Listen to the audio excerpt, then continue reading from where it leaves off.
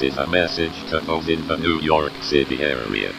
We can confirm that astronaut Bruce Livingston was infected with an undetected parasite upon his return to Earth.